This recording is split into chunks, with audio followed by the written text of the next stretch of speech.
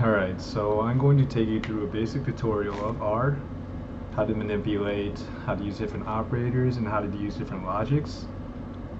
And so to start out, you'll see these little pound symbols, or hashtags as they're now called. But anything prefaced by a pound symbol is a comment. Doesn't matter how many hashtag or pound signs there are, you could put 10, 20, 1, everything after is a comment. Because of the way my view is set up, and this is the default view I believe, all comments are in green. So this is a comment, this is a comment, everything like that. And the reason you do comments is just to make it more readable for anyone who is reading your code, and in my case to help inform you, the user, when you're going through this script. And so comments aren't run by the compiler, it's just for human reading, not what the computer reads. And so to use R, we can run different lines from the script. As you guys found out earlier how to do file, new file, R script. And if you want to run just one line, you could just select right next to it and click Control Enter. And you'll see that ran down here. And if it's Mac, it's Command Enter. If you want to run two lines, you could highlight both of them and click Control Enter. Another way to do it, so if you want to run just one line, again, Control Enter, two lines, highlight both. You can also use this thing at the top right here, Run. But if you're a hotkey guy, you can just use Control Enter. So there are a lot of different operators. Most of them are self-explanatory. You just want to make sure you know the notation. So plus, obviously addition, and then you could use subtraction as well. Asterisk is multiplication, 2 times 3. We see that 6. 3 caret 4, 3 to the 4th, 81. So what we should get. 12 divided by 4, that slash is division. And then this one you may not have seen, that's modulus. And so what a modulus is after I divide 12 by 4, what is the remainder? Which is 0, because 4 goes into 12 perfectly. And the most common way of using modulus is to figure out whether a number is odd or even. And we'll go into a little bit more of that later. There are also logic functions. So equals equals, are they the same thing? 1 equals 1, that's true, good. This should return false. 1 is less than 2, should be true. 1 is greater than 2, should be false. Less than or equal to 2, greater than or equal to 2. This exclamation point and an equal sign is not equals. So does 1 not equal 2? Yes, that's true.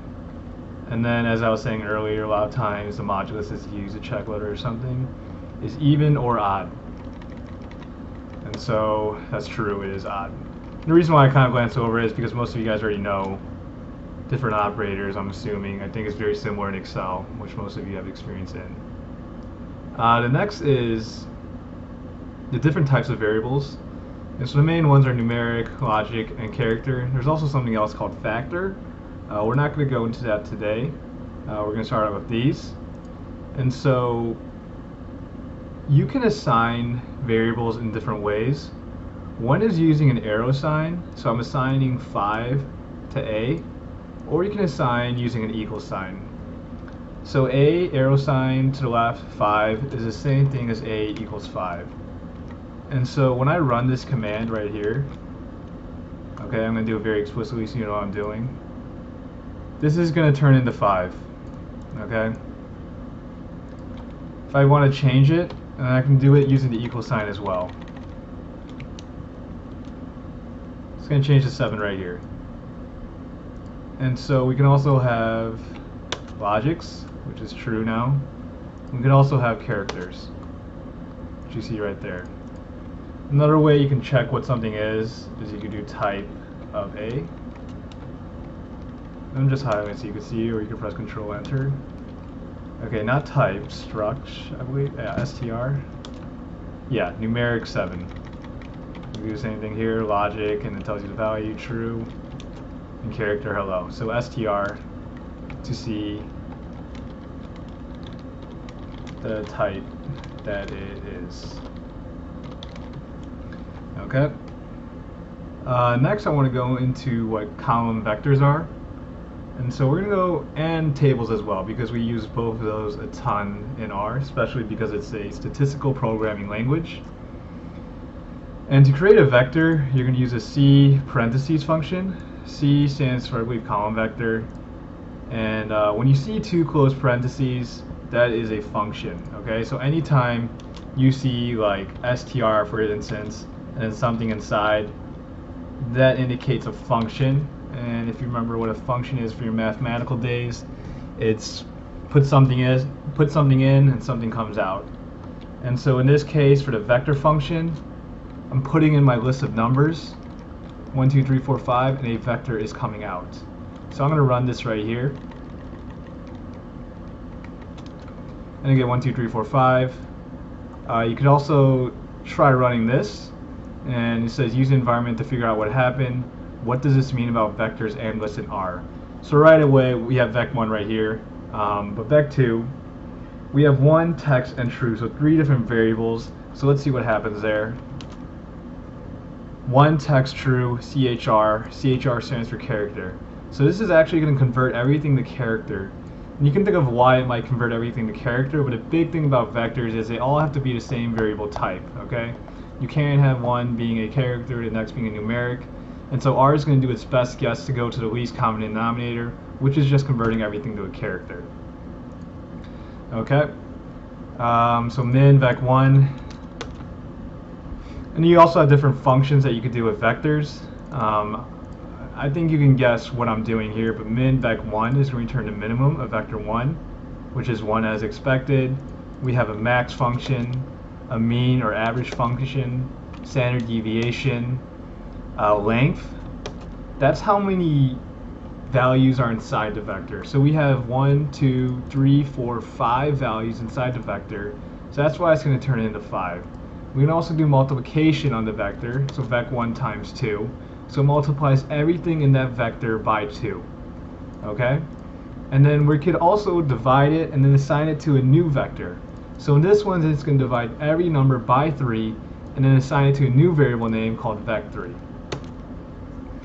And we have it right here. You could see the different values that it took. So I want you to do this exercise on your own, and then just to test out what we had just learned. So you could pause this video, do it, and then come back when you're done. But I'm going to move on for the sake of time, my time, and you can just fast forward. But okay, so now we're going to go into data frames. And so what data frames are they just are a collection of different column vectors. And so I'm going to create a data frame for you right now. My first column, so you notice this function right here, and I said a data frame is a collection of column vectors. So the very first column vector in my data frame is going to be name. And so this is what's going to assign it. Michael Jordan, LeBron James, Magic Johnson, Kobe Bryant. That is my first column vector. My second column vector I'm going to put as team. My third column vector are going to be points per game. Okay, so these data frames are really important, and I'm going to run that right here. Okay, so I just ran it. It ran in the terminal or console. And just to see what happened, I could click on this right here. So now it's in data, right? So it's its own separate section. That's how important they are. I can click that, and I'm going to see the table I just created. And I can also see the variable types by looking at it here. Factor, factor, numeric. Factor, which we didn't talk about earlier, but what that is anytime they see something repeated, or it's just a memory saving variable for R. You treat it similarly to, I would say, character, but there are differences that we will explore later, but not now. And so we just created a table or a data frame. And there's a lot of things you can do with a data frame. To extract a column vector from a data frame, there are lots of different ways you can do it. The first way is doing NBA, which is my data frame name, and then $, and then name, okay? So it's going into NBA, and then it's going to extract the exact name or the column vector from that data frame. So if I click that, you're going to see it returns a list of names. This right here is the same exact function of what we're doing here, but it's just doing it in a different way. And so this is indexing it. So anytime you see these square brackets, not parentheses, that's indexing. Okay, parentheses, think function, square brackets, think index. And so it's going to index it by row and column. So in my first section, I want every row, so I'm not going to put anything here. In this second section, where I want the column, I just want the name. So I'm going to put in single quotes or double quotes, it doesn't matter, the name. Okay? And it's going to return the same thing right here. I'm not lying to you. The next thing, as I said earlier, we wanted everything, so we left this field blank. But what if we just wanted the first row? Okay, then I'm going to put a 1 right here, and I just want the first person's name. So it's going to return Michael Jordan, which is the first person's name right here. Okay? You can also index it by using a logic function. So I only want the people, or not even people, I want everyone in the NBA data frame who scored greater than 25 points per game. So I'm indexing, or I'm gathering that points per game column vector, and I'm getting it greater than 25. Okay, let's see what happens here. True, true, false, false. What do you think that means? So what that means, I'm going to tell you, is that true, yes, he's greater than 25. Yes, he's greater than 25. No, and no. False, false. So that's where that true, true, false, false is coming from. And so that's another thing you can do. You can also run very mathematical functions, similar to what we did above. So I can find the mean of the points per game. I could run summary, which is a very useful function. So I'm going to run the summary of NBA team first. And what that does, if it's a categorical variable or character like the team name, it's going to tell me how many lie in each one. So in Bulls there's 1 person, in Cavaliers there's 1, and Lakers there's 2. If I do it to a numerical variable such as points per game, it's going to give me something a little different. It's going to give me the 5-number summary. The minimum, first quartile, medium, I guess 6, because yeah, you don't include the 5-number summary plus the mean, and then mean, third quartile, and max. Okay. You can also filter or subset the data frame by using dplyr, library package created by Hadley Wickham.